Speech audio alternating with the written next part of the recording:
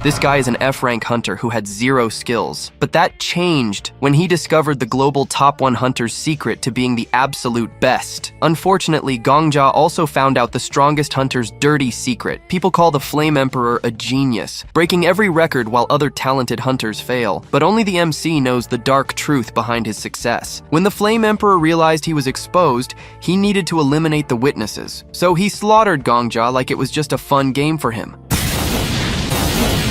However, Gongja awakened a legendary skill nobody ever thought possible. And now, the strongest S-rank hunter is going to pay for it, because he created the biggest madman of all time, and this madman craves revenge. In this world, a mysterious tower called Babylon appeared. It is so massive you can see it from anywhere on Earth, and those who had nothing to lose were the very first to step inside and explore what was in there. Every single floor of the tower was filled with otherworldly monsters, and crazy skills awakened for a select few visitors chosen by the tower. Those who heard the news quickly gathered at the tower and started to hunt those monsters. For years, hunters targeted clearing all the tower's floors, but right now, absolutely nobody has managed to beat the 40th floor. But then this guy showed up. He managed to clear over 10 floors completely solo, something not even the strongest top guilds could do. Soon, he became wildly famous. Girls wanted him, and boys wanted to be exactly like him. Our protagonist was also one of these losers. He has been stuck at F rank for years and lacks any awakened skill inside the tower. Since he was a kid, his ultimate dream was to climb all the floors. On the day the biggest guild failed a massive raid, and that lone hunter soloed it, the Emperor said in an interview that success belongs to those who deserve it, and for those who oppose him, death will be their final destiny. At that exact moment, the protagonist felt so much insane jealousy toward the Flame Emperor that the system appeared for him too. It finally happened. I awakened a skill, Gongja thought. The system stated that between heaven and earth, he was the most envious human alive, and because of that, it would grant him a unique skill. Gongja remembered other hunters who filmed the exact moment they awakened, so he felt the system was being totally unfair to him. But that didn't matter, because he received a glowing golden card. It was S rank for sure, and that was totally true. Then, the system announced the skill name was I Want to Become Like You, an S+ rank. The crazy effect would activate automatically upon getting killed by an enemy, copying one of his killer's skills and stealing it for himself. It wasn't possible to copy twice from the exact same opponent,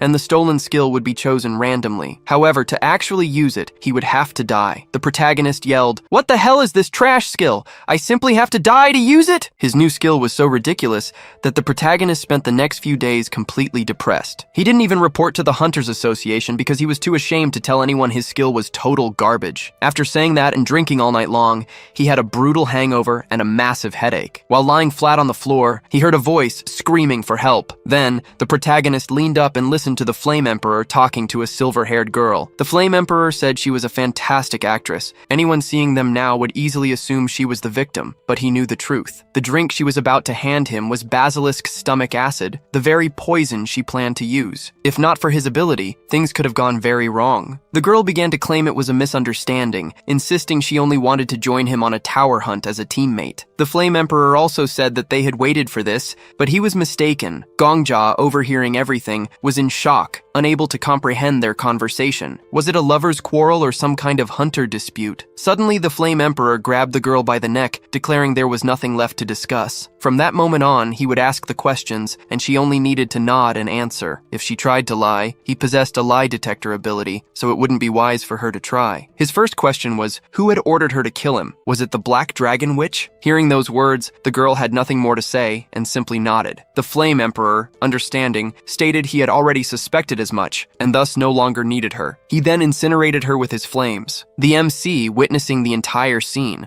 wondered if this was the hero everyone claimed him to be. What he saw, however, was not a hero, but a psychopathic killer. Gongja then started to run, accidentally stepping on a glass bottle. In that instant, the Flame Emperor found him. He even joked that he had gotten rid of all the rats in the vicinity, but it seemed he had forgotten one. The MC realized that look wasn't from a normal person, but a killer. And by the way he spoke, the saint, that silver-haired girl, wasn't his first victim. He must have killed a dozen, or perhaps even more. As he thought this, the MC fell to the ground. Looking back, he saw his shoe, or rather, his foot. Slowly, the Flame Emperor approached him, while the MC trembled in fear. He simply kicked his foot towards him, and Gongja began to beg for mercy, pleading for his life. However, the Flame Emperor ignored his pleas and simply asked if he had seen that. The MC, in shock, said he hadn't seen or heard anything. The Flame Emperor asked another question about what he hadn't seen, then suddenly grabbed Gongja by the neck and questioned how that was possible, as he was at the right time, in the right place, and he wasn't foolish enough to believe that. He declared that if the MC didn't want to end up like the saint, he should answer calmly. The MC realized he was a demon. His world and even himself had been observed by someone like him. However, the MC told the Flame Emperor about his lie detection ability, stating that if he used it on him, he would realize that he knew nothing and was nothing. The Flame Emperor looked at him with an uncertain expression, and seeing this, the MC wondered if he had killed the saint without any certainty, just because she was a little suspicious. The Flame Emperor said he wasn't that kind of person. Who did he think he was? Because the saint was truly going to kill him, and if he didn't kill her now, he would have been poisoned tomorrow. The MC asked how he knew that, so the Flame Emperor simply replied that he had his contacts,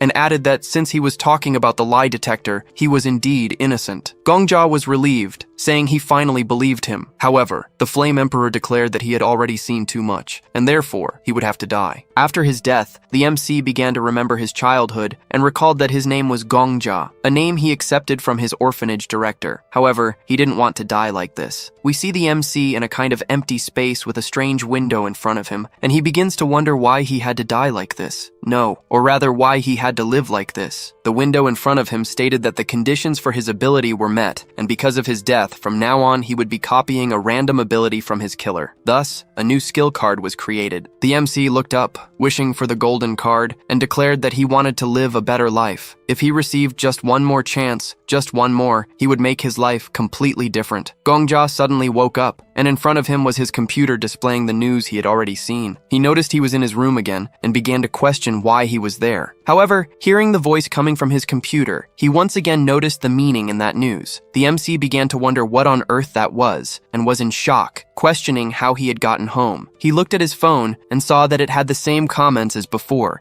and in front of him, the same news that had played the previous day was showing again. He truly didn't understand what was happening, and began to recap that a moment before he was killed, he had obtained a golden skill card. Recalling this, he told the skill card to open, and saw that his envy skill was there again. However, there was an additional skill in the middle, and it was the ability he stole from the Flame Emperor, which he copied when he died. It was called Returner's Clock, and its rank was X. This skill had a very simple effect. At the moment of his death, he returned 24 hours in time, and his memories and experiences were preserved. Seeing such a description, the MC realized that everything clicked. He noticed that this was the true formula to become the legendary hunter. That's why the Emperor was so sure the saint would kill him the next day, but he also killed the MC, who was innocent. Again, the interviewer asked the same question about the secret to success in becoming a legendary hunter, and the Flame Emperor said the same thing he had said the previous day, exactly the same words, that if anyone sought trouble with him, everyone would die. Hearing these words, Gongja began to get nervous and declared that now they would see who would die first. Suddenly, he heard someone shouting that something was on fire, and looking out the window, he noticed that a building was in flames. Outside, several people were gathered, trying to run and put out the fire. It is explained to us that this place where the MC lives is different from the outside world. It is a city made for people who entered the tower to become hunters, and the location he was in was the first floor of the tower. Gongja was running among the people, wondering what time it was, and noticed it was the same time he had gotten drunk yesterday. It was also the time the Flame Emperor destroyed the evidence of his homicide. Among the people trying to put out the fire was the rank 2 Black Dragon, the master of the Black Witch Guild. Further to the side was the rank 5, the master of the Healers and Pharmacists Guild, the Alchemist Master, and the one calming the people was the rank 10 and leader of the city's surveillance corporation, the Paladin. The MC remembers some people call his city the City of Ascension,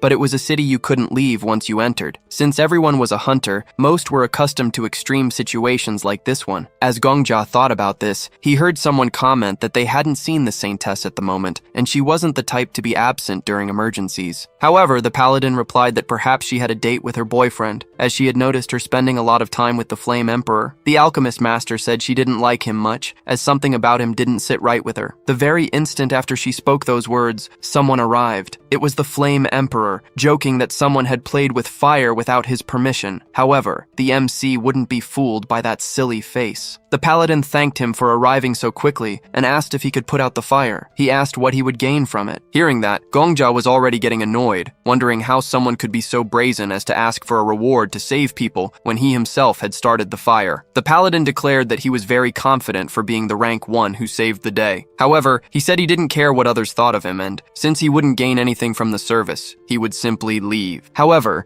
the MC knew something no one else did. Everyone thought the Flame Emperor was just a slightly eccentric hero, yet he was the only one who knew his true nature as a bloodthirsty murderer. For that reason, he had to kill him. So the MC turned and started walking towards the Flame Emperor. People tried to stop him, but he refused. In his thoughts, he declared that for humanity and the honor of hunters, he had to eliminate him, and regardless of the method, that psychopathic killer needed to be exterminated. Suddenly, the MC ran and entered the fire. He noticed people's gazes on him and felt nothing but pain. However, this was the only way to kill that monster. Again, Gongjia went back 24 hours in time and once more woke up in his bed in his tiny, messy, and smelly apartment. The system window announced that he was currently a rank F hunter, and therefore, he would incur no penalty for using his skill. The MC remembered that killing the Flame Emperor in his current state was impossible. Even if he was lucky enough to kill him, it would only send him back 24 hours in time, as the Emperor also possessed that ability. So there was only one way for a weak hunter like him to kill him. At that very moment, while thinking about this, the MC recalled a news report where the Emperor spoke of the day he awakened his ability. It had been exactly 11 years prior. The interviewer joked with him, saying he had an excellent memory to recall it so clearly, but the Flame Emperor replied that it wasn't quite like that, because coincidentally, he awakened on his birthday. More precisely, 11 years ago on June 7th. The MC calculated that it would be exactly 4,050 days ago. If he killed himself 4,050 times, he could go back to before the day the Emperor awakened. Again, Gongjia went back 24 hours in time and once more did the same thing over and over again. Since he was a rank F who had nothing, he would receive no penalty for using the skill. Then, he finally reached the last day and once again woke up in his room. He looked at the clock and realized he had succeeded. All those newspapers he had on his wall about the Flame Emperor had vanished. He had truly returned to the time when the legend of the Flame Emperor had not yet begun. He ended up dying 30 more times than the original plan, which was 4,050 times, including the time it took to kill himself, as well as a few escapes here and there. He had only gone back all this time to prove that the legend of that demon was not eternal. From now on, he would prove to everyone that he would usher in a new era. 11 years prior, on May 6th at 11 a.m., more specifically in the former Flame Emperor's building, he woke up to his alarm clock, having drunk too much the day before. Well, the MC already knew this, as he had relived this day 10 times to plan the perfect strategy, and it was flawless. Every day at 9 a.m., he wakes up in the rank F dormitory and always plans to go to work. Then, at 3 p.m., he collects slimes in the hunting grounds on the second floor, and as always, he was complaining about this life. The MC even realizes that his 21-year-old self is just a common F-rank hunter wishing for a golden card. The Flame Emperor, or rather, Yu Suha, wished for a skill or to win the lottery. Normally, his wishes would come true within a week, but that wasn't going to happen, as such a future wasn't meant for someone like him. At 5:31 p.m., Yu Suha said he wouldn't get anywhere just hunting slimes, so he headed to a higher and more difficult area than where beginner hunters usually go. A place where, for the next 36 minutes, he would be alone. This was the perfect opportunity. Gongjia approached him, asking for help, claiming he had been attacked by a wolf, and asked if he had any kind of potion to heal him. Yu Suha became indignant, asking if he had already dealt with the monster in that area. It would be bad, as he wouldn't be able to meet his daily quota. The MC asked him to give him a potion, and Yu Suha replied that he didn't have any, as he couldn't even complete his daily mission. However, if the MC had something to trade, he would offer the potion. The MC asked why he was asking for something in return, and Yu Suha replied that his hunt had been ruined, and yet he was expected to give a potion for free. The MC said he would pay for the potion, but needed to use it quickly before he died. However, Yu Suha stated that he wasn't understanding the situation. The MC was on the verge of death, yet he didn't want to pay the potion's value. Did he think his life was worth so little? Then the MC said he would pay 20 gold for the potion, but Yu Suha didn't accept. He wanted everything the MC had. The MC already knew this. He knew what kind of person Yu Suha was. Yu Suha said the MC was quite poor for having only 60 coins at most, and Gongja replied that those were all his savings. Yu Suha said he didn't need to worry, as he would spend them very well, because that's how life works. The MC asked for the potion since he had handed over the money. However, Yu Suha said he had thought about it for a bit, but if he let the MC go, he might come back for revenge later. And of course, Yu Suha needed to live a worry-free life. Since the MC had seen his face, he should just die. At that very moment, the MC ducked down and delivered a kick right between Yu Suha's legs, declaring that he would live a worry-free life. Instantly, he drew his sword and slit Yu Suha's throat. The MC began to attack again and declared that, to prevent the 1 in a million chance of Yu Suha awakening and threatening his life, he would make sure to finish him off properly. At that moment, the MC killed Yu Suha and began to wonder. Killing him was expected, but something bothered him. Why, in that moment before killing him, did he say his name? However, the MC understood after 4,090 deaths. He realized that despite being a cold-blooded killer, he wanted to pretend to be a holy knight in a sacred duel. Given his actions, this was not justified. Acting righteously after killing all those innocent people was simply hypocrisy. As the MC was saying this, wolves appeared behind him. Gongja realized the wolves wanted to eat Yu Suha's corpse, and since his work was done, it no longer mattered. The MC walked to a strange sand mound and began to dig it. When he opened the hole, there was a backpack and 3 bottles inside. He changed into cleaner, blood-free clothes and began to wonder if it was finally over. He was then teleported to the first floor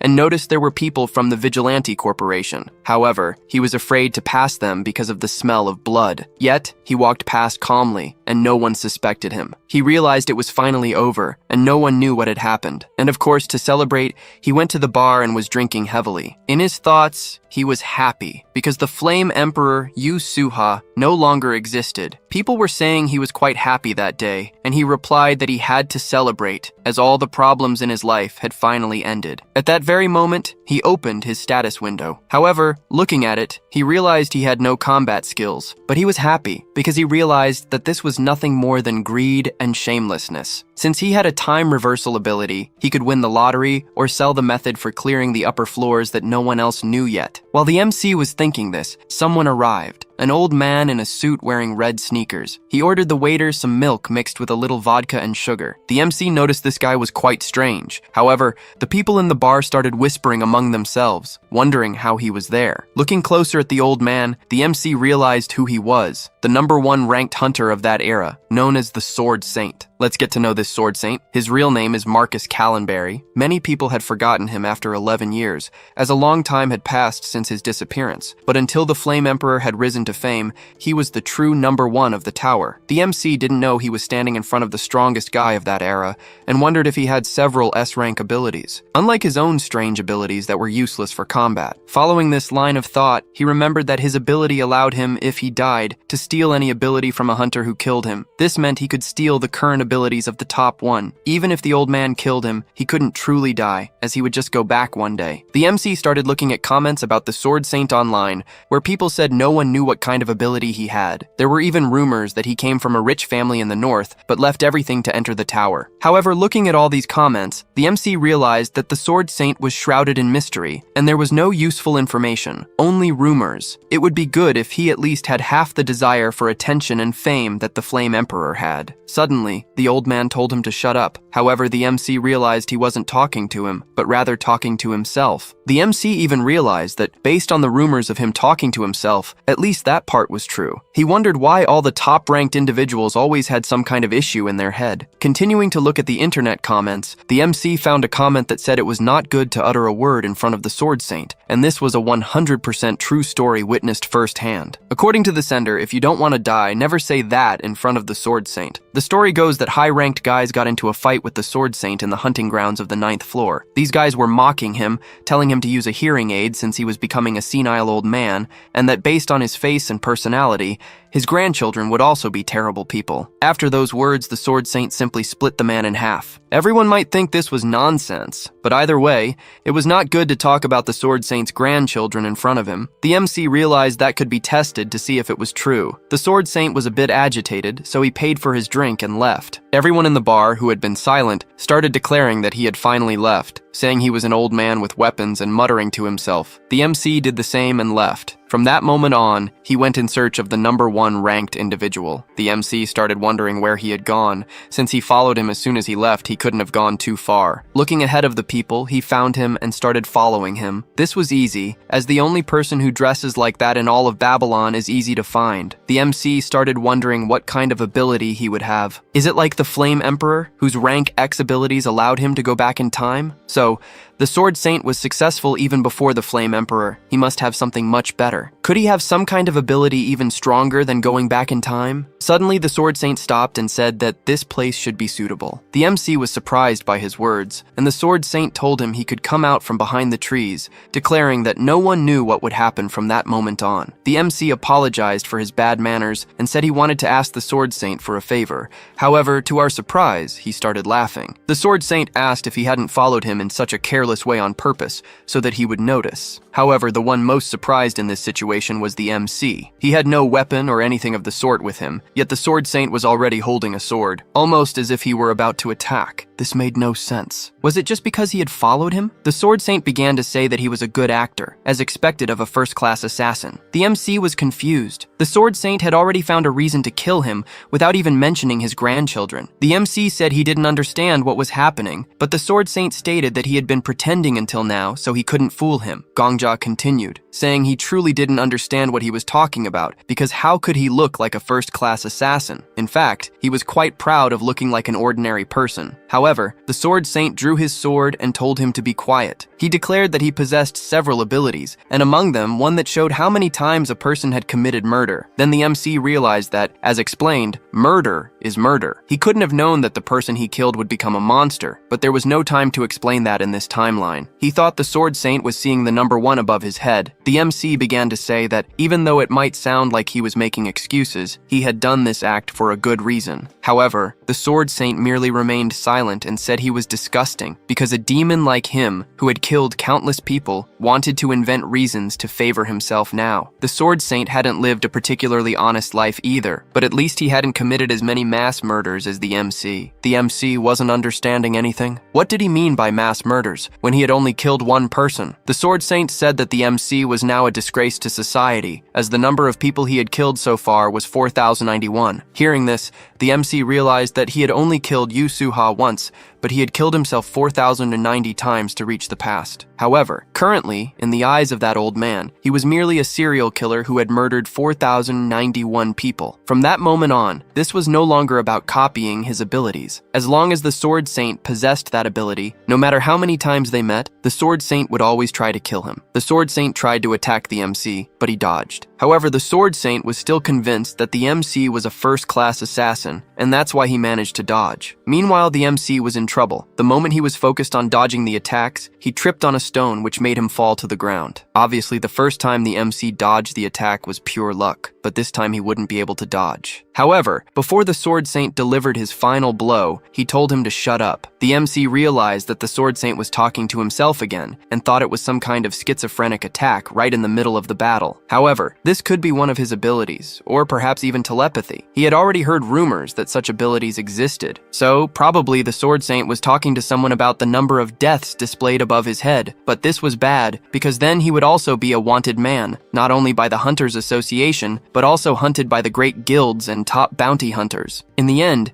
he would simply be publicly executed on the first floor of the tower, but he couldn't let that happen, and had to die now, before 24 hours passed. At that very moment, the MC stood up and asked the Sword Saint if his grandchildren were all right. He added that he had heard his family was a good family in Northern Europe, and that such families weren't very easy to deal with. The outside world was a very dangerous place, and by some chance, if someone accidentally discovered that he was the Sword Saint, what did he think would happen to his grandchildren? And of course, at that very instant, the MC saw the world upside down. He realized he hadn't even seen the last attack and, once again, wished he could be like him. He was very envious, as he also wanted to have that beautiful attack. Thus, once again, the MC died. Again, they went to the same strange empty space with a window in front of him. This system was creating his ability cards, and he was anxious because he would have the abilities of the two top rankers. He would only take one as a reward, as he did with the Flame Emperor, but looking at the cards in front of him, he realized there were no golden cards. The The MC was obviously shocked because,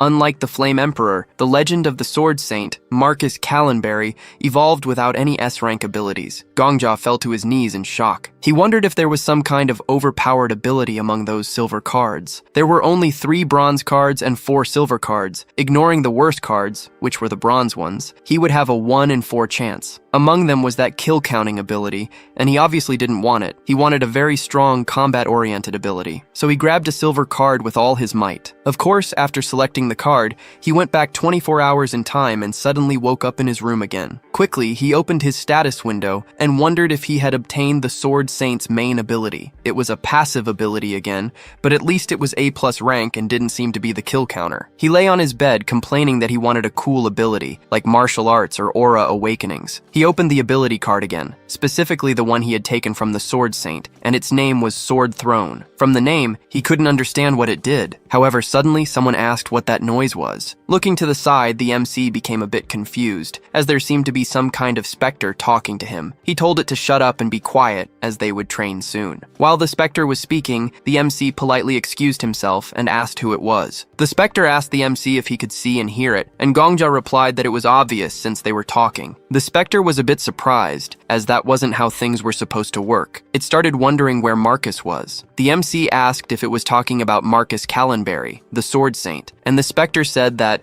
although that title was an exaggeration, he was indeed talking about him. It asked the MC if he knew where he was, because since the MC was there, the old man was probably nearby. The MC started wondering what on earth that specter was, and looking at the ability he had taken from the Sword Saint, realized that this ghost was, in fact, a being from another world who had completed 99 stages of the tower but failed the 100th. The MC asked the ghost if it was the Sword Saint's guardian spirit, and the ghost replied that it probably was. The MC, somewhat shocked, said that unintentionally, he had accidentally stolen it from the old man. Hearing this, the ghost was obviously shocked. It started crying, complaining that since the MC had copied the ability, he could also cancel it, and asked if he didn't know how to reverse it since nowadays, when you take something wrong, you can return it. But the MC was also shocked by the whole situation. He didn't know what to do, and said that his ability wasn't something he could control. The ghost was almost falling into depression because it had been stolen by a loser. It started spouting a lot of nonsense at the MC, saying it had warned the old man to walk the right path. The MC asked if it could at least live in silence, and the spirit mocking him said there was no way to live in silence since it was dead. The MC, already furious, said that it should die in silence then. The ghost started talking more and more, saying that besides being dead, it had been stolen and was now being mistreated by someone in a bad mood who had no shame. The MC wondered what kind of ghost talks so much like that. However, he remembered the Sword Saint, who was always complaining and suddenly telling people to shut up. The MC was somewhat shocked, because now he not only had to hide from the Sword Saint, but had also acquired a truly annoying ability. The ghost asked why he wanted to hide from the old man, because it might not seem like it, but he was a nice guy, and of course he just couldn't talk about his grandchildren. The MC replied that he already knew that, and that he also had a death counter. The MC reiterated that he knew this and that his number was 4091. The ghost, hearing this, asked the MC if he had gone crazy, because he was a complete amateur among amateurs and didn't even know how to use aura. So how on earth did he manage to kill 4091 people? The MC explained to the ghost that in reality, he hadn't killed 4091 people. He had only killed one who would become a tyrant in the future, and the truth was that he had killed himself 4090 times and ended up going back 11 years into the past simply to kill that guy. He had a copy ability, which allowed him to steal any ability from anyone who killed him, and coincidentally, he ended up receiving the power to go back in time when he was killed by that guy. Every time the MC dies, he returns 24 hours in time, starting from the moment of his death. Technically, he was immortal. He wanted to get back at him, but this guy was rank 1 and couldn't be killed due to his resurrection ability. That's why he ended up going back to the time before abilities awakened. The ghost questioned, asking if he had traveled back in time just to get revenge on one person, and for that feat, he simply committed suicide for 11 years. The atmosphere between them grew tense. The ghost asked the MC his name, and he replied that it was Kim Gongja. He asked another question. Why had he decided to provoke the old man, and why had he stolen his ability right after his revenge? The MC simply replied, because he was number 1, and the fastest fastest way to get strong is by taking the abilities of the strongest. The ghost looked at him and said that the reason he was being honest was because no one else could hear the information about the ability he had just spoken of, as no one could sense or see him. The MC simply confirmed his answer. At that moment, the ghost asked him to stand up and began to observe the MC, realizing that his body was quite good and only needed some exercises here and there, and that he was also very ambitious. In the end, he realized the MC wasn't so bad and wanted to make a request. He wanted him to hunt some monsters for him. Transitioning to the tower, the MC asked the ghost if he only wanted him to kill slimes, and the ghost confirmed. At that very instant, the MC cut the slime, but it grew even larger and enveloped Gongja's body. However, he remained very calm and quickly got out of the slime's body. The ghost said that was what he had truly seen. The MC asked what he was talking about, and the ghost began to explain that when he was alive, he was known as the Sword Emperor. He had been born in a different world, and a tower also appeared in his world, which he quickly ascended to the top of. The MC realized that this ghost was truly insane, because the Flame Emperor only reached the 40th floor,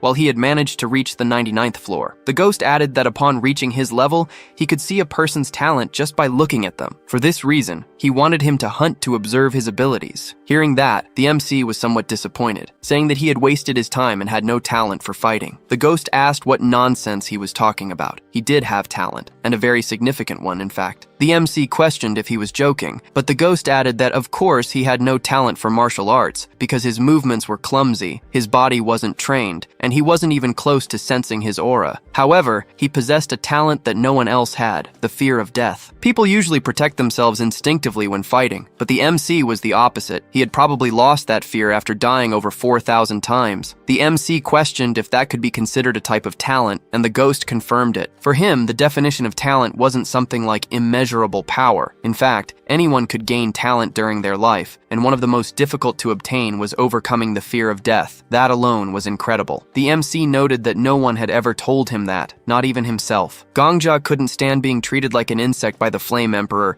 He couldn't bear it to the point that he killed himself 4,090 times, and in the end, death, something everyone fears, ended up becoming his talent. The ghost asked the MC something. Since he had stolen the old man's ability, that meant he had died to him, and he wanted to know what he thought when the old man killed him. The MC replied that the moon and that cut were very beautiful. At that moment, the ghost began to laugh incessantly and said that the MC was very interesting. He added that if his ability was copy, then that meant there was another version of him as the spiritual guardian of the Sword Saint. Therefore, he wanted to see which of the two would become the best hunter. To find out the result, he would help him. He would help him to the point where he could defeat the old man, or rather, to the point where he would be above him, and also conquer all those floors of the tower. The next day, the ghost was nagging the MC to wake up. He should wake up soon, as the old man was probably on the 10th floor while he was sleeping. If he didn't wake up, he would sing a song for him. The MC got up, a bit annoyed, questioning if he didn't know the time. It was only 4 in the morning. The ghost replied that even insects start crawling at 4 in the morning. But the MC retorted that it was no excuse, as the ghost was only doing this because he couldn't sleep. Gongja added that he now understood why the Sword Saint trained at such crazy hours. It certainly wasn't by choice, but out of sheer exhaustion. The ghost then told the MC he should be grateful and kneel. The MC declared he would kill him,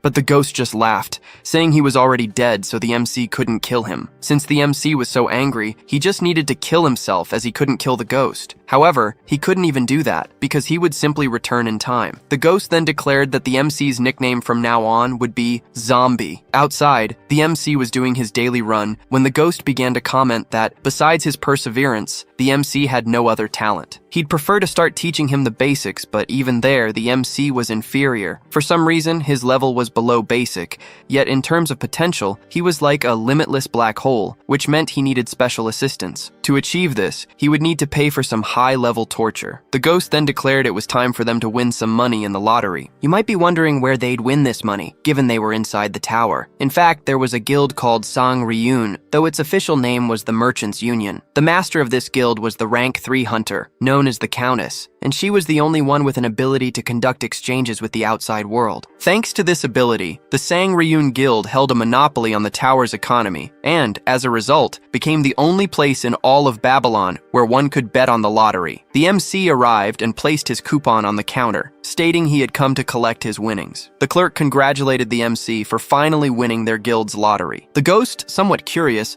asked if the MC knew why they always wore cat ears, and Gongja replied that he'd heard their guildmaster was a catwoman. The clerk questioned the MC if he had checked the date, as it wasn't possible to collect a prize from a ticket purchased over 2 years ago. The MC replied that he had bought this one last week. After that, the clerk examined the ticket and was shocked, as the MC had won the first-place lottery prize. Everyone behind the MC was surprised. The clerk, somewhat confused, said he would confirm the number and call the manager immediately. The ghost questioned the MC if he wasn't afraid of being robbed in an alley, or something similar with that amount of money. Gongja replied that before he returned to this time, Yu Suha had used this ability to win the lottery several times, so he had learned a few things. It wasn't something that could be hidden, even if he tried. Even if it were revealed, it was better to have everything explained. If a winner were attacked, the Sang Ryun Guild would suffer the worst consequences. At that very moment, the guild manager, Arthur Tyler, arrived. He was also known as the Vault Guardian. The MC joked with him, saying his nickname suited the guild. Normally, an F rank like Gongja could never associate with someone of high rank, but today was different because he was now a client worth 50,000 gold. The ghost began to mock the MC, saying he was easily swayed, getting impressed by mere treatment, and embarrassed when his talent was mentioned yesterday. In his thoughts, the MC wanted to kill the ghost. The ghost declared that the MC shouldn't be so easily influenced. He should believe that everyone in the world existed to be trampled upon by them. In his thoughts, Gongja mused that anyone with Emperor in their name was a psychopath, and he never wanted to be like them. Arthur questioned the MC if he was having any problems, and the MC denied it, saying he was just a bit unfocused. Arthur said he was relieved, as he had been wondering if someone had treated him poorly before he arrived. The MC began to wonder in his thoughts if Arthur was some kind of angel. A short while later, they arrived at the VIP room, and the prize before the MC was what he had won, 53,000 gold. Seeing such a large sum, the MC couldn't help but swallow hard, as where he came from, all that gold was equivalent to about $5 million.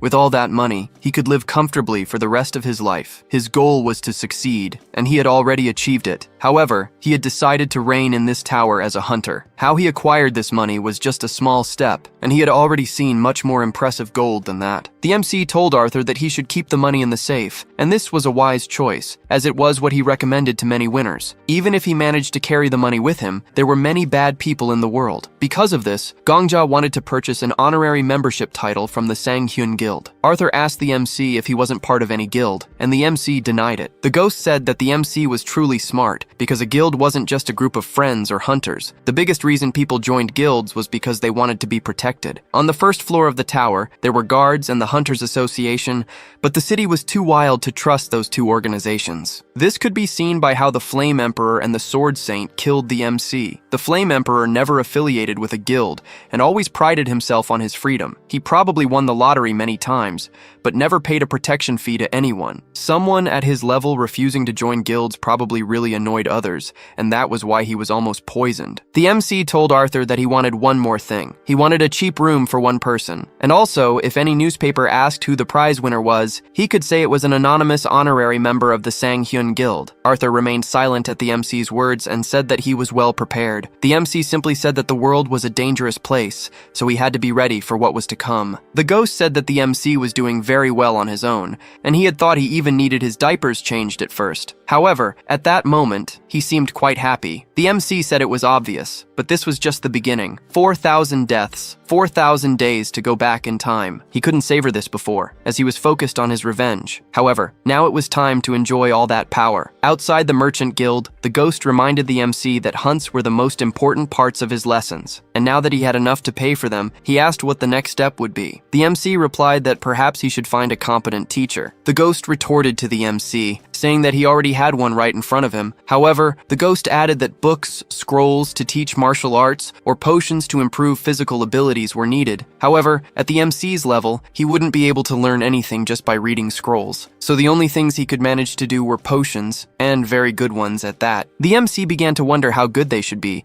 and the ghost thought for a moment and said they should be from a place called the Alchemy Castle, because there were many healers there. Gongja said that the potions there were extremely expensive, but the ghost said that now he had had a lot of money and shouldn't be stingy. He just needed to make a deal, and perhaps he could get a discount. While running to the location, the ghost suddenly stopped and told the MC that he should hide because he had forgotten to mention the shop they were going to. The old man also bought potions there. The MC was asked why he hadn't said that before, as he should have cut off that kind of thing from the beginning. Suddenly, the sword saint stopped and looked towards where the MC was, and Gongja was already in shock, wondering what he should do. Should he simply run? However, the sword saint merely turned away. The ghost said that was terrible because if the old man was there, it meant he would buy all the potions, and he told the MC to leave faster. Arriving in front of the shop, they realized the old man had entered it, and the ghost began to say that the training was over there because that shop was the best in the area, and the old man would probably take all the potions. The MC realized in his thoughts that it would be too risky to use the same shop as the sword saint. However, he wanted to take a different path. Looking at his phone, he noticed that neither the top 100 nor the top 300 were listed there. Suddenly, the MC said that maybe he wouldn't have to spend as much money as he had mentioned before,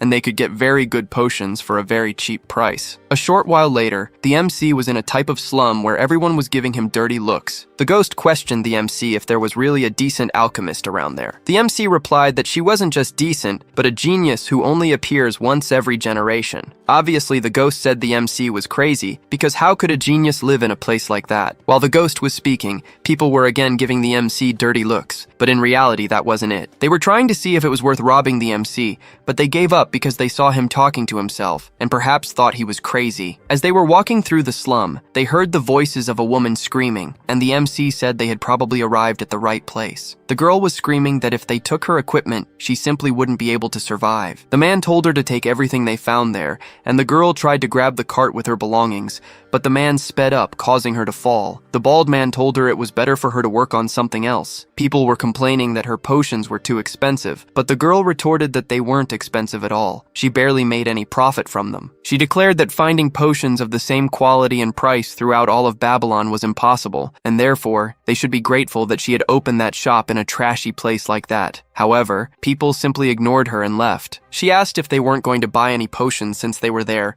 and everyone replied that they wouldn't buy anything from a rude person like her. Seeing that, the ghost questioned the MC if that loser in front of them was the generational genius he had spoken about, but the MC asked if he was blind. Then he approached her and questioned if her shop was still open. Obviously, this woman wasn't a crazy alchemist or a loser. She was simply the master alchemist, an alchemist who would reach level 5 in the future and become the leader of the alchemy castle. The girl said she was open and could make any potion he needed, and questioned the MC about which product he wanted to buy. The MC said he wanted a product worth around 20,000 gold, and this obviously shocked the girl. Well, Gongja had all this in mind. If he could form connections with the high ranks to reach the top, it would simply become his golden goose, and for that reason, he would become her #1 client. A short while later, the girl led him to her shop, and upon arriving there, they noticed everything was messy. The ghost started questioning the MC again if he really wanted potions made by her. The girl asked the MC again if he would really give 20,000 gold. The MC believed that if she was truly doubting him,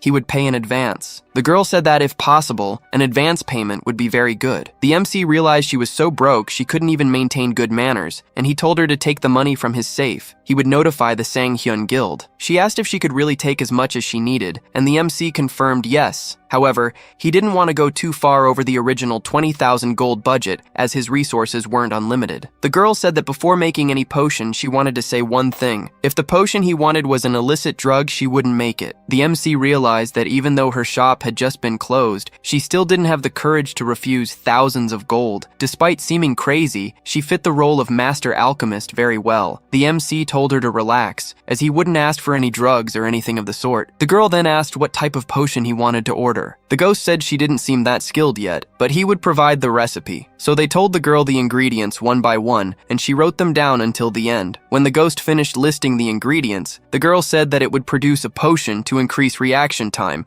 and that the recipe was of an extremely high level. The ghost was surprised and confirmed that was it. The girl became excited and started rambling about optimism and blah blah blah. The MC and the ghost realized that this type of specialist truly existed. The MC interrupted her, asking how long it would take to make everything, and the girl replied that it would be about 4 days. She started to explain the reason. However, the MC recalled in his thoughts that, in his previous life, getting a potion made by her and her guild would take months or even years to receive. He told the girl that 4 days was nothing. As they were leaving, the ghost said he still didn't approve of the girl, as she might only be good with words and perhaps a swindler. However, the MC didn't mind and asked where he had gotten that recipe. The ghost explained that it was a potion he had created himself, the best recipe he managed to devise after consuming all sorts of potions. The MC started to tease him, saying that she had praised his recipe as extremely high level, and added that even if he didn't trust her now, 10 years from now, she would be the head of the alchemy castle. The ghost didn't believe it, and said she would probably take his money and run away. 4 days later, he was there with all the ingredients and the potions he had ordered. She then handed 3 boxes to the MC, with 30 potions in each. The MC stated that that quantity of potions would be worth 30 days of work, but in his thoughts, he realized this was 15 times more efficient than buying from the shop suggested by the guardian spirit. However, while he was thinking this, the girl caught the MC's attention and questioned why he had placed such a valuable order with an unknown alchemist like her. Even though she was confident in her skill, just by looking at that recipe, she realized that only 2 people in all of Babylon could make it. The MC himself had seen that all those people treated her like a madwoman. In his thoughts, the MC said it was because before him stood the most renowned pharmacist of her entire generation. But that wasn't the only reason. It was because she was the one who ran to the city faster than anyone when the fire started, and also someone who hadn't been deceived by the Flame Emperor. And on top of that, she was skilled and kind. Besides having good judgment, it would be a great loss if he didn't get close to someone like her. However, all of this was in his thoughts, and he told her that he helped her because she seemed kind, and also because she would achieve success even without his help. Therefore, he believed that good hunters like them needed to be successful so they could help each other even more in the future, as it was frustrating to see only crazy psychopaths succeed. For that reason, he wished the best for both of them. Everything the MC had said was true, and perhaps he couldn't have been more honest than that. The girl supported the MC's words, saying they should become successful for the good of the world. As he was leaving, the girl added that if he had any more requests, he should let her know at any time, as she would always prioritize his orders. The MC said he was grateful. However, the ghost annoyed him by questioning what he meant by hunters like us. The MC himself admitted he had said something embarrassing, but they should train soon. Now on the 3rd floor of the tower, the MC realized that the monsters ahead of him were truly stronger than him, and he questioned the ghost about what he should do. The ghost simply told him he should drink the potion, and so he did. The MC said the potion's taste was quite normal. It had a hint of lemon and even a taste of honey. However, at that very instant, something began to happen. It felt like the world around him was swaying, and his entire body started to sweat. The ghost told the MC that the girl's skills were indeed good, and he asked the MC what the sensation was like. It felt like every strand of his hair could be counted, and even his sweat seemed alive. This was the potion's effect, and it greatly enhanced the perception of reality. The ghost said that the thing around his heart was aura, and it exists within every hunter who enters the tower. Most of them don't even realize it's there. Learning to control this aura would be a decisive factor against the old man. Normally, one could feel the flow by meditating in that state. However, it would take too long, and since he lacked talent, he at least had to work harder than others. If he didn't want to die, he should run. The moment the monster attacked the MC, he realized the world seemed to slow down. However, even if he could see the attacks, his body didn't respond properly. As he ran, the ghost told the MC that he would be able to dodge, so he shouldn't give up. Orcs are low-level monsters with very simple attack patterns, so it would be easy for him to deal with them once he recognized these patterns, and for that, he should gather aura in his legs. Well, saying that was easy, but if he couldn't even dodge, he wouldn't take a single step towards success. However, he had to do it. Suddenly, his heart started beating faster, and a jolt ran through his entire body. He managed to dodge the orc's attack. The ghost began to say that it was harder than it looked, and that was because he didn't possess the necessary channels for aura to flow through his body. Metaphorically, his body was like a small mountain path, and he needed to transform this small path into an avenue so that aura could flow smoothly. He could only feel the aura now thanks to the potion, as normally he would just be a loser. But as he said this, the MC was giving his all to dodge the attacks. When the MC was almost losing consciousness, he questioned what would happen if he transformed this path into a grand avenue. In his thoughts, this frustrated him because the guardian spirit was indeed right, and the metaphor he had spoken truly fit him, an abandoned path covered in debris. However, if he overcame this, what could happen? The ghost asked the MC if he truly remembered that the old man had killed him without even giving him time to react. and the MC confirmed it. However, the ghost said that anyone could perform that kind of ability, and as he had said before, the old man had a long way to go, while for the MC, he didn't even need to comment. Hearing that, the MC began to grow even more frustrated. However, at that very moment, he dodged the orc and lowered his head. He positioned himself quickly, and the ghost was somewhat surprised, as what the MC had done was truly creative. At the same moment, the MC drew his sword and charged at the orc, attacking it in the next instant. The ghost told the MC that he shouldn't let his guard down, as orcs have very tough skin, so he should concentrate his aura at the tip of the blade. But that would be difficult for him. However, in a very simple explanation, he just had to try to channel all his aura to the tip of the blade. So, little by little, the MC infused only the blade, and in the end, he managed to cut the orc and attacked it again and again. After the MC had killed the orc, the ghost asked him if it wasn't hurting. It probably was, since he hadn't even created a decent channel for it and still used aura in that way. He must have been feeling a pain that likely felt like he was going to die. He had ruined his entire body simply trying to take down just one orc. However, despite that final move was very creative, and he praised him for it, as a hunter should always use their head in battle. While the ghost was saying this, the MC was writhing on the ground. The ghost questioned the MC if he felt like he was going to die, because that's exactly what was going to happen. For starters,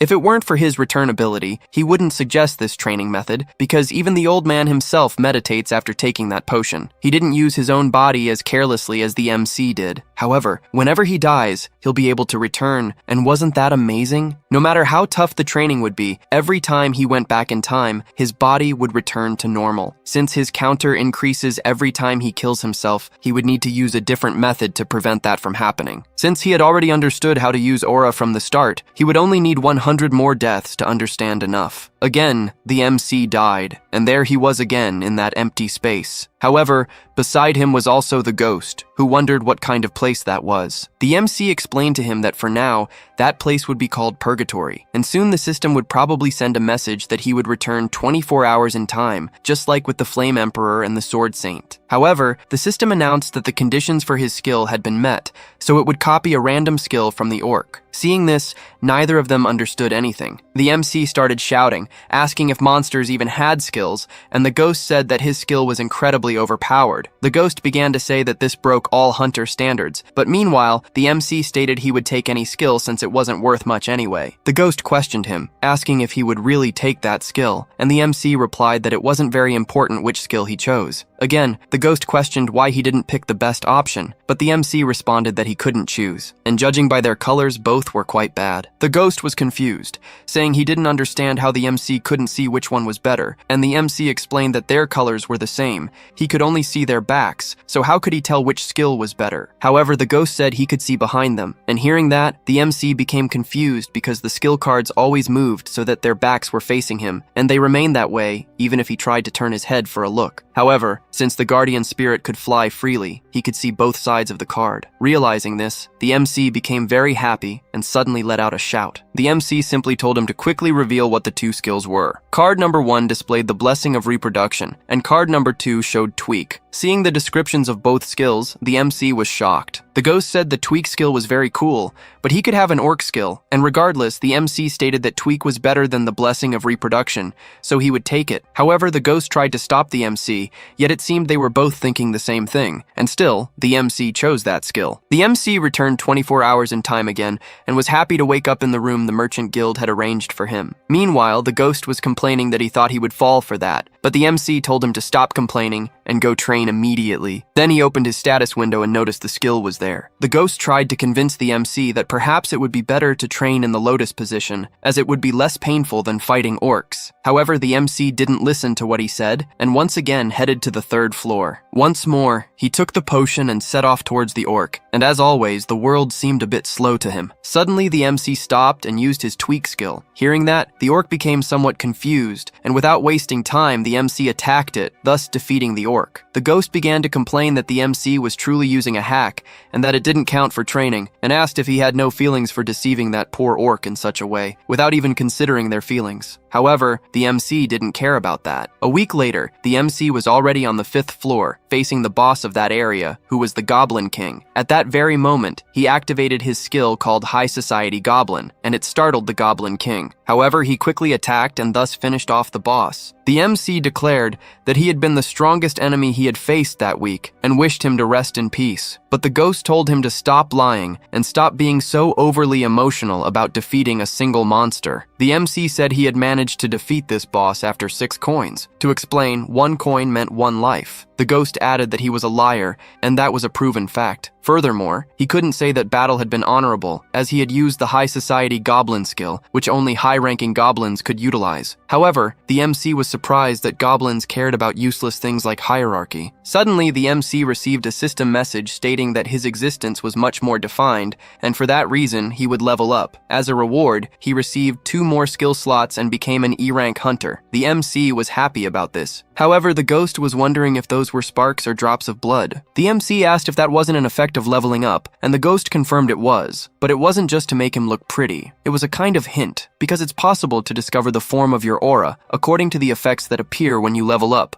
For example, the Flame Emperor he had killed probably had a fire-based aura. Any hunter's aura takes shape after some trauma, but not always a bad memory. However, it is always based on a life-defining moment or event, and this reflects in the form of their aura. It's more like an effect of one's own subconscious. From what the effect showed, the MC's aura was likely fire or blood. The MC asked the ghost what the Sword Saint's aura looked like, and the ghost replied that his aura was like moonlight. When he was a small boy, he got lost in the mountains and didn't want to die. So he climbed to the top of one of them and said the light from the illuminated sky was absolutely beautiful. The moon doesn't shine with its own strength, but by reflecting the sun, and he wished within himself that he wanted to shine like the moon, or so he thought when he was 12 years old, and he carried that thought with him ever since. But cutting to the chase, the ghost said it was time to go to the 6th floor. The MC asked if they couldn't go straight to the 10th floor boss. The ghost questioned if he wasn't getting ahead of himself, even as a novice, and the MC replied that wasn't it. He said that if he couldn't clear the 10th floor with 2 coins,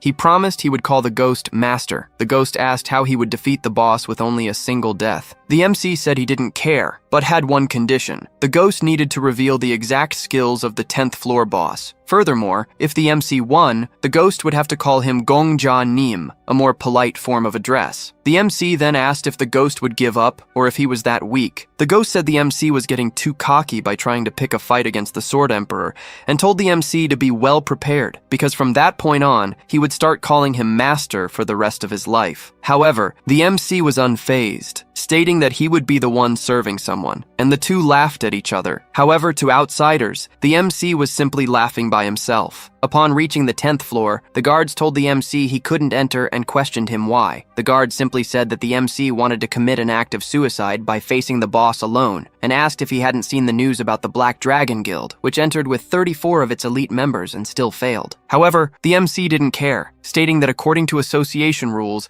any solo hunter could start a raid. The guard retorted, saying he had to keep a record of everyone who entered there, and his superiors would look at him later. He would feel heavy-hearted if he allowed someone to kill themselves. The MC began to wonder what he would do. Then he started telling the guard that he appreciated his work, and what he was saying was truly accurate. To be honest, he really wanted to commit suicide. Neither the guard nor the ghost understood what the MC was talking about. He began to tell a story. He had recently lost his beloved, and the Alchemy Castle had told him he had an incurable disease, with at most 6 months left to live, so he could no longer live. Even without his health, he was still a hunter, and he didn't want to spend the rest of his life confined to a bed in the Alchemy Castle. He wanted to use the remainder of his life to challenge a monster. Hearing those words, the soldier felt moved. The MC even handed him a pouch of money, saying that it was the money he had saved for his treatment. The MC added that he already wanted to disappear from this world. He wanted to leave it without leaving anything behind, and this was his last request as a hunter. The guard said he could go ahead because he hadn't seen anything, and even the ghost was moved, asking if they were idiots in making a movie. Thus, they crossed the gate. Now, at the official location of the 10th floor, it was a floor that should have been cleared by the Flame Emperor. However, this time the MC would write a legend greater than the Flame Emperor's. So the MC opened the mansion door, and inside were several dolls laughing at each other,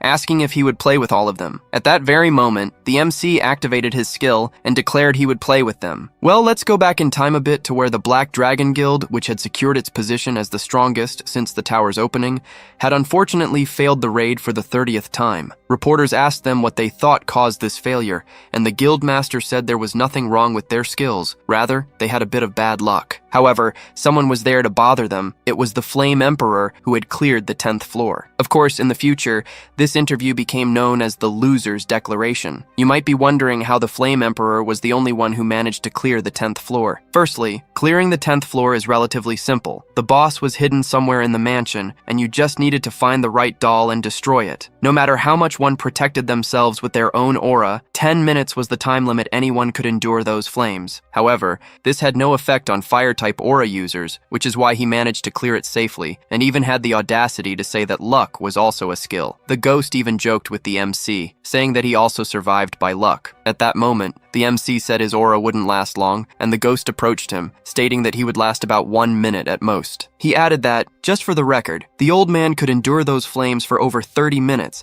and was now training to extend that time to 1 hour before challenging the boss. Unlike someone who had gone in without a plan, the ghost questioned if the MC could really defeat that floor with just 2 coins. The MC told him to be quiet, as now, after the first death, he would think of something. The ghost questioned, saying that the MC thought he could initially expand his aura without dying there. Even if he tried, there were only 2 ways to clear that place. The first was to find the right doll, a 1 in a million chance, or to become so proficient with his aura that it could last long enough to find the correct doll. For this reason, he would certainly lose if he only used 2 coins to clear that floor. However, the MC retorted, saying that the ghost was forgetting about option 3, and because of that, they would see who would win after he died. As the MC's aura was probably already running out, he randomly picked up a doll. However, when he touched the doll, it began to crumble. They really had to do that, shatter a doll right in front of him. The ghost said that no one could understand what would happen in the tower, and that the tower was probably controlled by a psychopath, as it had given a stolen ability to trash like him. Suddenly, the MC's aura ran out, and he was engulfed by the fire. He obviously died, and his envy skill activated again, beginning to copy the skills of the infernal dolls. The ghost quickly went for the golden skill card and said it was incredible. Its name was Infernal Fire Barrier, rank S. In short, it summoned an infernal fire within a 2-kilometer radius, and no one could escape this fire without the user's permission. The ghost even joked with the MC, saying that now he would truly become the king of purgatory. However, the MC was thinking as he felt something was wrong. This skill was definitely very strong, but something wasn't right. Because of this, he asked the ghost to read the other skills. He read them one by one until he reached the last one,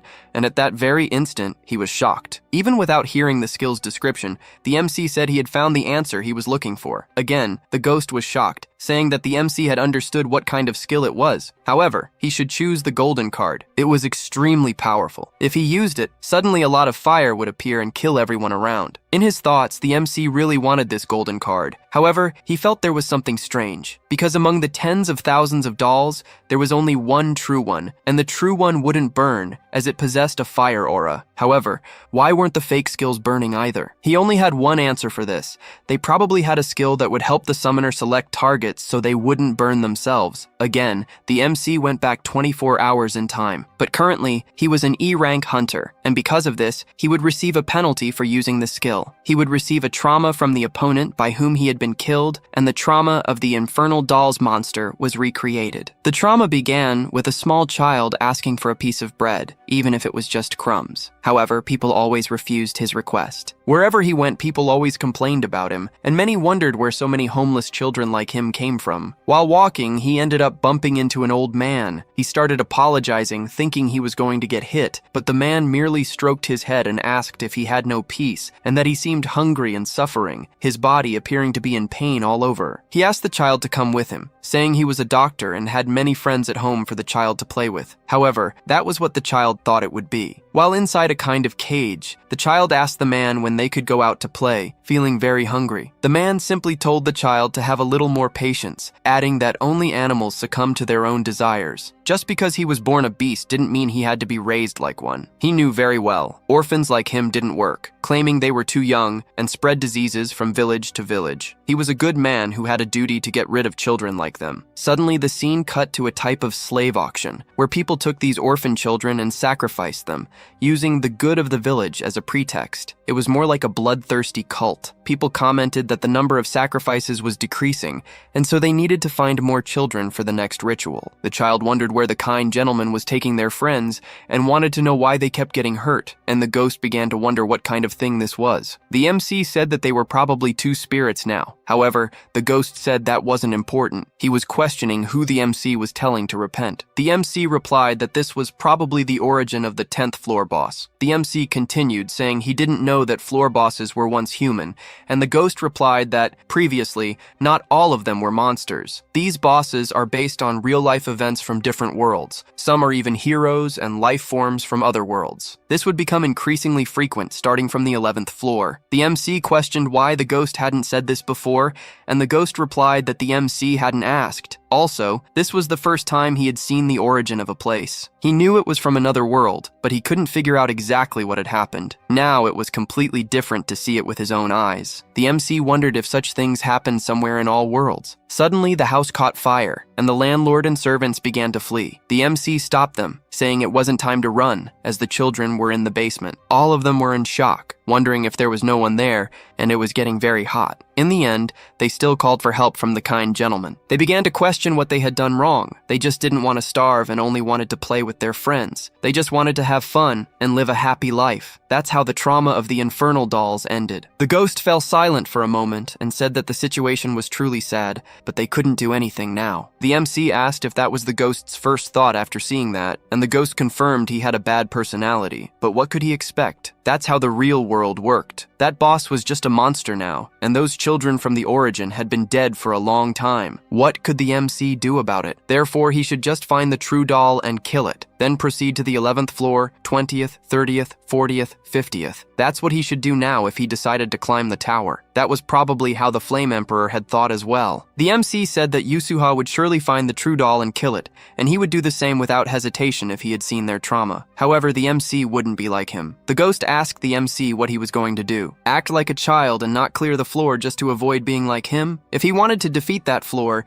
he should kill the boss. The MC said that wasn't the only way to clear the floor and told the ghost he was stupid, as everything was right under his nose, and he hadn't even noticed. He asked the ghost if he remembered that S-rank skill he wanted him to choose. The ghost said he remembered, and the MC began to say, grudge, resentment, and regret as described in the skill referred to endless rancor. Their resentment would never be heard, and their desires never achieved. Burn everything. As long as you wish for it, an infernal fire will always appear within a 2-kilometer radius, and no one could leave this hell without your permission, no matter who they are. This was the description of the S-rank skill. The MC asked the ghost if he didn't think something was wrong. The ghost questioned what he was talking about, and what was wrong with the skill. However, the MC was referring to the final part. No one could leave hell without permission, no matter who they were. The MC even asked, so how did the Black Dragon Guild manage to escape without killing the boss? There was only one answer to that. The boss probably allowed them to leave. This was a floor that humanity had not yet cleared,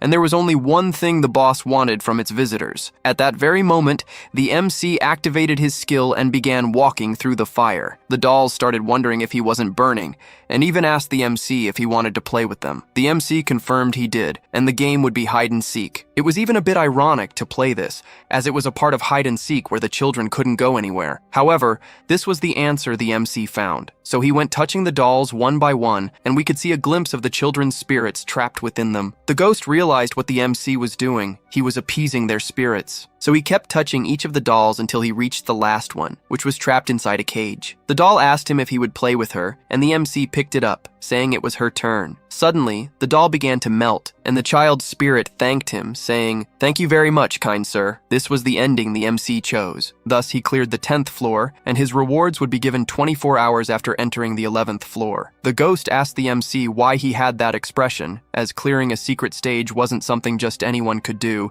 and yet he did it on his first try. However, the MC said it wasn't that. He realized the world was truly trash, both in the boss scene and in situations that happen regardless of the world they are in. After that, an awkward silence fell. However, the ghost let out a shout, saying that kind of situation didn't suit him, and he patted the MC, saying he was impressed and that he had cleared the floors in his own way. He added that this time, he cleared a floor with pure skill, without any luck. Fireworks began to appear in the sky, and an announcement was made. The 11th floor would open in 24 hours. People started wondering what had happened and what those fireworks were. These fireworks were visible on all 10 floors of the tower. They realized that someone had probably cleared the floor and wondered if it was the Black Dragon Guild. However, they noticed it wasn't them, because the Black Dragon Guild was on the first floor having coffee, and the others were also in completely different locations. People wanted to know who had cleared this floor. Of course, the ghost wouldn't miss this opportunity, and asked the MC how it felt to be a main character while being a Zenigame. The MC replied that it felt very good, almost as if it wasn't him. However, the ghost told him not to get too excited, as he had only cleared the 10th floor. But he was the closest person to the top, and the MC knew it. At that very moment, the guard arrived, shouting at the MC and questioning if he had done that, as he was the only one entering the floor that day, and now all his bosses were calling him, asking what was happening. However, the MC just patted him and told him to relax. The guard asked for his name or a nickname so he could tell his superiors. However,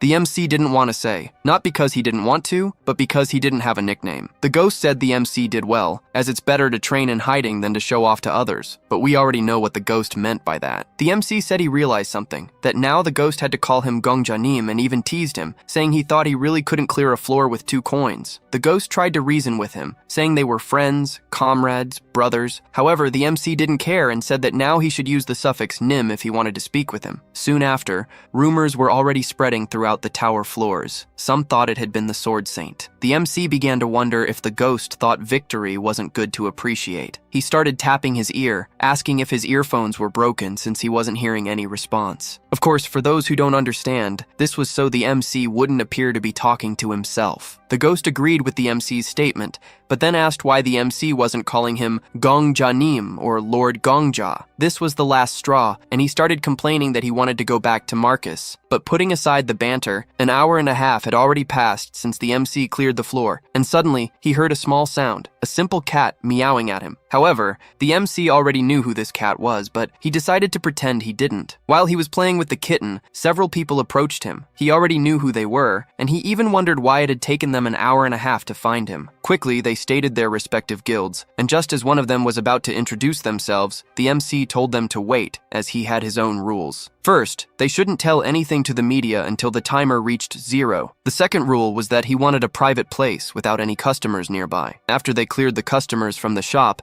they would begin negotiations. The MC asked them to start giving their offers, and they all began to say the same thing. However, the MC knew the reason for their desperation. The Sword Saint was a lone wolf, an isolated rank 1 who belonged to no guild, an existence that made people question the importance of guilds. If someone of his same caliber appeared, everyone would be desperate to recruit them. Suddenly, at that very moment, the cat spoke, offering 500,000 gold. That cat was none other than the master of the merchant union, rank 3, the Countess. She began by saying that the MC was quite brave for not being surprised by a cat transforming into a woman. However, the MC replied that he had seen many strange things lately, even dead people. An executive tried to assert himself against the Countess, stating that 500,000 gold and the position of vice leader was too risky. Even if the MC had cleared the floor this time, they didn't know his ability. However, the executive yielded to the pressure and said he was done speaking. The Countess said they should speak with their respective leaders, but those leaders would come to make the offers personally, as the current representatives were not on the same level. Quickly, everyone in the cafe disappeared, and shortly after, shouting was heard. They were none other than the top rankers. Rank 5 Viper, Rank 4 Inquisitor, our familiar Paladin, and finally, the equally important Rank 2, Black Witch. At that moment, Viper began to complain, saying she was crazy for wanting to pay 500,000 gold and still offer the position of vice leader of her guild. However, the Inquisitor told them to sit down and have some coffee first. The other leaders liked the idea and started ordering their preferred drinks. Once they had decided, it was the MC's turn. However, the MC realized they had planned everything because all the guild leaders arrived after their executives left. This was no mere coincidence. They had agreed to this to confuse him. The ghost told the MC that he shouldn't be afraid. They were just trying to intimidate him. The MC knew this. He even compared this situation to the time he was burned alive. However, at this moment, he only needed to show one thing with his demeanor, and if anything truly scared him, he could simply go back in time and things would already be resolved. The first to ask questions was the Inquisitor, stating that before the 10th floor, the MC had no achievements. However, the Countess interrupted him, saying that he already had an achievement because he won her guild's lottery. Viper didn't like this situation much and said they should stop the charade and recruit him immediately. The Black Witch agreed with him and added that if he didn't plan to join any guild, he should let them know, as they needed time to prepare the announcement for the media. However, the MC posed a question. What if he did want to join one? She replied that if he wanted to join one, all the guilds would start a bidding war, as they had already lost too much time on the 9th floor. But because of the MC, they had a good reason to inform the rest of the world about the tower's value. a chance to gather people from all parts of the world, and also a motivation for the hunters who were stuck on the first floor. The MC states that bringing all these people from the outside world would deplete the food inside the tower in an instant. The Countess agrees with the MC, saying that even though she has connections to the outside world, it wouldn't be enough for them to produce new products and food. The Black Witch adds that they needed to encourage the hunters towards the new world, motivating them to explore and find new valuable things there, and for that, they needed an icon representing the era of revolution. However, the MC is hesitant because the Black Dragon Guild itself tried to kill this icon in his past life, and he didn't know why. Nevertheless, the MC would probably get along well with the Black Dragon leader, and he said he understood, as the guild he joined would represent the new generation of hunters, and the other guilds couldn't do anything against it, which would make him feel bad. They would decide the future with a simple card game, specifically a game of poker. The MC would join the guild of whoever won. However, if the MC won, he would ultimately join all guilds simultaneously, appearing as a normal guild member to outsiders, but receiving the same treatment as the leaders. Since they had nothing to lose, they all agreed. As the MC is not seen or anything, he asked the ghost if he didn't want to stop calling him Gongjanim, and that he could call him that after the game ended. However, he wanted the ghost to reveal everyone's cards, and obviously, hearing such a wonderful proposal, the ghost was extremely happy, and so the MC played, with the ghost feeding him tips. After a while, Viper was the first to complain, saying that the MC was definitely cheating because even after 30 rounds, he hadn't lost a single time. The MC replied that he was just a genius at poker, and therefore it wasn't good to accuse him without proof. Viper said that the MC was definitely not rank F. However, the MC stated that he had risen to rank E, so he was no longer rank F, and added that he had also run out of chips, so he lost. Shortly after, the Paladin was the next to lose, and the MC provoked her to try and guess if she was cheating or not, but she merely replied that young people nowadays are very difficult to deal with. As she approached the losers' tables, Viper started shouting that she was giving up too easily, that she should have tried until the end and shouldn't have let that thief win. However, she simply said that he shouldn't call their hero a thief. Regarding them possibly cheating, they all knew from the start, and it would be very strange if they didn't, because how could a rookie challenge them in a game of chance? The MC indirectly implied that he was confident enough to beat them without revealing his abilities, and they ended up accepting the challenge. She also told Viper that he should train his mind a bit more instead of just his muscles, and that they had nothing to lose with this game. Winning would be great, but there was nothing to lose either. However, Viper retorted, saying that they had to protect their pride, because how could they let a rookie of his level defeat them? However, the Paladin simply said that pride wouldn't help them advance in the tower. Returning to the poker game,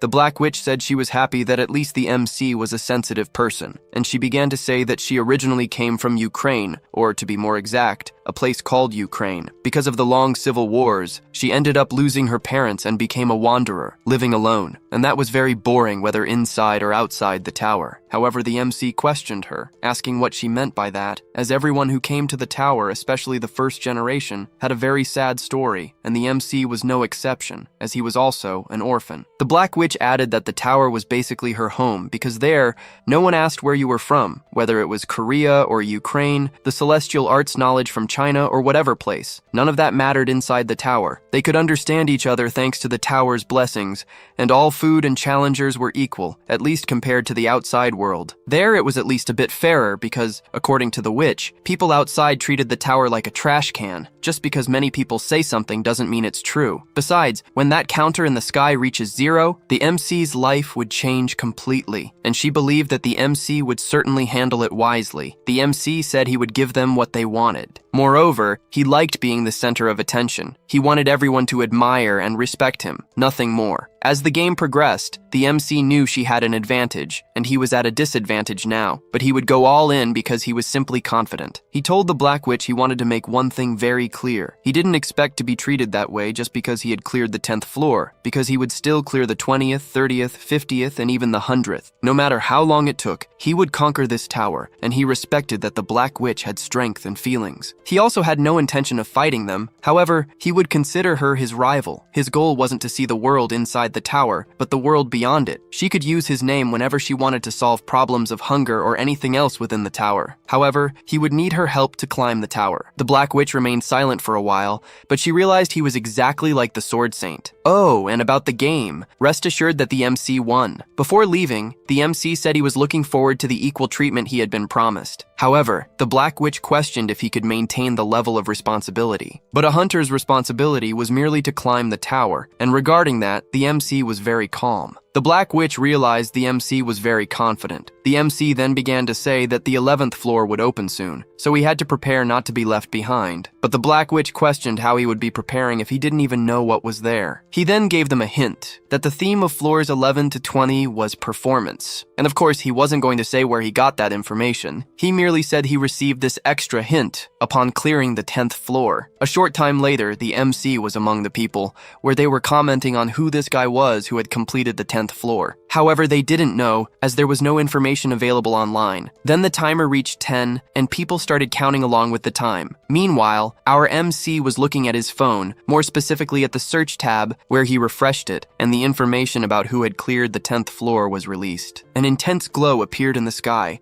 and an announcement was made that, from that day on, the tutorial would be ending. From that light, a silhouette began to appear. It was a beautiful woman with golden, curly hair. Obviously, seeing such an image, everyone wondered if it was a goddess. However, our ghost comrade replied that it wasn't a goddess. It was just how the tower's system explained the trials. Well, and for the curious, the MC asked how he knew that. However, at that very moment, someone jumped from a building and cut the so-called goddess in half. However, it was just a hologram, and the ghost replied that this was how he had discovered it wasn't a goddess in his previous life, because he had done the same thing. Then, at that very moment, the old man transferred to the 10th floor, and of course, the other top rankers didn't lag behind either. While everyone was transferring to the 11th floor, the hologram in the sky was still speaking, and of course, with such beauty, the MC stared with his mouth agape. The paladin arrived next to the MC, saying it was truly a shame, because the message that hologram was giving was probably from the tower's creators to them. However, no one seemed to care. Normally, they should be looking at it with admiration, because the mere existence of the tower and the abilities are already a miracle in themselves. The MC said she was more emotional than he thought. She replied that before going to the tower, she used to study music, and because of that, perhaps she had a more feminine touch than the others. However, at that very moment, looking to the side, several reporters started running towards the MC, questioning how he had managed it and what it felt like to clear the 10th floor. And of course, the paladin didn't want to be present for the MC's first media debut, so she transferred to the 11th floor. The reporters started pressing the MC even more. However, he was already getting nervous, and he merely told everyone that the 20th floor would also be cleared by him, so they should eagerly await it. Shifting scenes, more specifically on the 11th floor, we can see that it was pure chaos, and the 11th floor was more akin to war. And of course, seeing all that would suddenly leave anyone in shock. You might be wondering what's happening. Of course, something like this would occur as the tutorial was over. Such situations would become more common on the floors ahead. Suddenly, a soldier comes running towards the MC, saying that the heroes who would save the kingdom had finally arrived, and he pleads with everyone to help them immediately for the sake of humanity. He adds that the location was an open trade route, and without it, the kingdom wouldn't be able to sustain itself, which is why heroes from other worlds had to help him bestow their blessing upon the kingdom of Egan. At that very moment, a quest was issued, and the objective was clear. They had to protect the port. What truly instilled fear in them wasn't even protecting the port, but rather the mention of a demon king. However, they had no time to think, as the battle wouldn't wait. They assimilated the information, and obviously, in the midst of war, the strongest always take the lead. And after seeing the Sword Saint's performance, everyone else began to exert themselves even more. And you might be wondering, what about the MC? Well, he was calm because he was now receiving rewards for clearing the 10th floor, and his reward was access to all maps from floors 11 to 20. This reward was only for the normal stage. Now, for clearing the 10th floor in a secret stage, he received another reward. He would receive an NPC map from the 11th floor to the 20th, and as a bonus, he could choose any item that exists between those floors. Seeing all those reward windows and notifications before him, our MC was ecstatic. skipping all this reward talk, let's discuss something about the tower, more specifically, its themes. Every floor has a theme, and the theme for floors 1 to 10 was tutorial, and the city was designed for beginners to get accustomed to the tower, with each floor having designated hunting areas. This was different from the theme of floors 11 to 20, which was heroes, kings, and demons. Currently, there were only 2 ways to defeat the demon army. The first, you just need enough strength to contribute and destroy the entire army by yourself, or a spirit of leadership to rally an army for battle. The ghost says that, judging by the MC's words, the first option was certainly not suitable for him. And how would he manage the second option, given that he had never led anything unless it was amateurs? The MC denies this, but he was sure he could learn to be a confident leader. At that very moment, he opens the NPC location window and began searching only for NPCs on the 11th floor, filtering for the top 100 with the highest skill level. Seeing the MC's strategy, the ghost obviously told him not to do that, as he should fight them, not die to them and steal their skills. However, the MC said he wanted to save time, so he only wanted NPCs with skills and leadership, and in the end, he found only 3. And of course, to make things even more cheaty, the map also showed where these people were. The MC says this game is all about skills, which is why he transformed his already good and incredible skills into even better rewards, all thanks to his abilities. But from the ghost's perspective, this was just hacking. However, this was also part of the MC's abilities. Following the blue dot on the map, the MC found the first NPC with the highest skill and leadership, and it was none other than the general, the one who had greeted him when he arrived on the floor. The MC quickly said he had a request for him, and he asked him to kill him because he had a secret last resort, and when his heart stopped beating, the goddess of war would bless the battlefield. In essence, it was like a self-destruction skill, and if they could activate this blessing, they would win the battle. However, the general didn't want to do it because he couldn't take the life of an ally. Yet the MC insisted, saying that he should consider what was happening, because if the general didn't kill him, he would take his own life, as he knew this was the best way to help the kingdom. For this reason, he was asking the general to kill him, because he was responsible for the battle at the port, and instead of dying by his own hands or in the clutches of enemies, he wanted to entrust his life to a general who was risking his life to protect the kingdom. And of course, hearing all these cunning words from the MC, the ghost was dumbfounded, because the general was actually believing him. The general began to lament, regretting that he had to take the life of a hero simply because he couldn't win a war against the demon king, and he would do it quickly and painlessly. He held the MC's name in his heart and declared that the MC was truly a real hero. There's a saying about someone who soars above those who merely run, and another about a hunter who shatters soldiers alongside other hunters, turning them into swords. Obviously, this confusing saying was created by none other than our own MC. Battle knowledge skill. This was the skill the MC created, one that allowed him to pretend to be a military arts expert and gain the general's trust. The MC is super efficient thanks to his mini-map, as well as the knowledge of having lived the same day multiple times. However, in the end, skills aren't everything. That shining sword in the MC's hand was called the Holy Sword of Leah Fanta Agen's Protection. Let's understand a bit about its origin, as it will be important later on. According to legend, a goddess gifted it to the founder of the Egan Empire, and before he became a legend in history, he simply vanished, and the Holy Sword went with him, leaving behind only a prophecy that whoever possessed that Holy Sword should receive the complete trust and absolute support of all the people of the Empire. Obviously, seeing such an inscription, the MC took advantage and picked up this sword. The MC began to tell the ghost that it was worth completing the secret stage to have that view. However, the ghost said that he traded his reward for a trash item like that because the sword was merely shiny and hard, and among the many epic items available, he chose that one. However, the MC said that it had high durability and was shiny, making all NPCs from the 11th to the 20th floor go crazy for it. Also, NPCs aren't just tools to give quests, they are also entities that should be used to complete those very quests that they themselves cannot. While all the soldiers were running under the MC's command, most of the hunters were wondering why he was the army's only general. However, hearing their envious remarks, the MC became even more ecstatic, and the ghost told him to stop being foolish, as he should only be improving his swordsmanship and aura, yet he was simply using his aura to enhance his hearing to listen to what others were saying about him. But cutting to the chase, they realized that the eastern flank of the demon army had been annihilated, and the MC gave the order to continue advancing towards their main forces. The more they pressured them, the more likely they were to win. They killed so many goblins along the way that they ended up encountering their leader, who was the boss of the 11th floor, the Emperor. Of course, to top it all off, the MC was going to make a grand scene, finishing off the boss himself. After the boss had fallen to the ground, the entire army began to shout that they had finally defeated the evil army, and of course, seeing their leader's defeat, the goblins began to retreat. As they were merely retreating and everyone was afraid, most of the hunters became very disheartened and quickly charged at them, thus finishing off all remaining monsters and clearing the floor. The tower began to tally each participant's points. However, there were too many people, so it only managed the top 10 contributors to the raid. Looking at the scoreboard, everyone realized that the MC was in first place. Looking at the name on the screen, they realized it was the same person who had completed the 10th floor and began to question among themselves. Could it be some kind of secret master? However,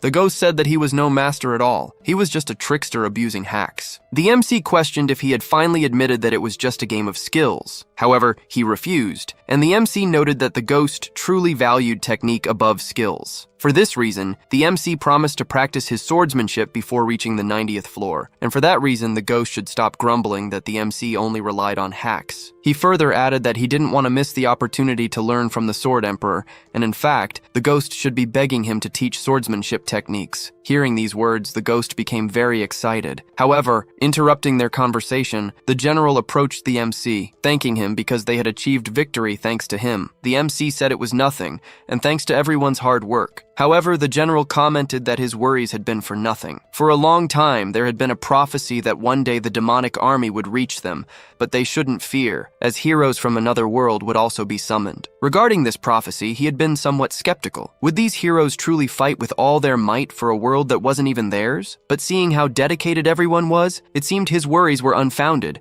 and that's why he wanted to thank them properly. Well, even though they were from different worlds, the act of shaking hands still held the same meaning. Was it because regardless of which world they were in, humans still had two hands, and so the two shook hands. The system finished analyzing the floor rewards. The first reward was for the raid's top contributors. All 10 contributors would have early access to the 12th floor, and until all 10 received their rewards, everyone else would be prohibited from accessing the floor. In the last scene before the MC ascended to the 12th floor, the general said he was leaving the Empire's fate in his hands. While being transported to the 12th floor, the ghost asked the MC if he would be alright with the Sword Saint being there with him. The MC told him not to worry, as the worst that could happen was him getting killed. Thus, the MC arrived on the 12th floor, more specifically, at the palace of the Egan Empire. Suddenly, the Inquisitor approached the MC and praised him for his performance on the 11th floor. The Inquisitor asked if the sword he used was the reward from the 11th floor, and the MC confirmed that it was. The Inquisitor added that he was impressed by the efficiency with which the MC used the things at his disposal, and the MC felt a bit embarrassed. However, at that very moment, the Sword Saint tried to attack him, but the Inquisitor barely intercepted him. The Inquisitor questioned the Sword Saint about why he was doing that, but the Sword Saint was not in the mood for conversation. He simply told him to get out of the way, or he would also be killed, adding that he better be quick, or he would cut off both his arms in the process. The Inquisitor stated that this would be a nuisance, and if he allowed the Sword Saint to kill the MC, the reputation of the Great Five Guilds would be ruined. The question was why he was after him, but the Sword Saint said he had no obligation to tell. The Inquisitor, however, said that since the Sword Saint had no intention of backing down, he would have to resort to force. At that very moment, both Viper and the Paladin attacked the Sword Saint, but he obviously defended himself. Viper shouted, asking how he could be so strong and healthy at his old age. However, the Paladin told him to be silent, as they should focus on the fight, because before them stood the number 1 ranked individual. At that very moment, the Inquisitor asked the Countess to give him just 10,000 gold. She said she would even lend it to him, but with 15% interest, payable in up to 3 installments. However, the Inquisitor said he didn't want a loan.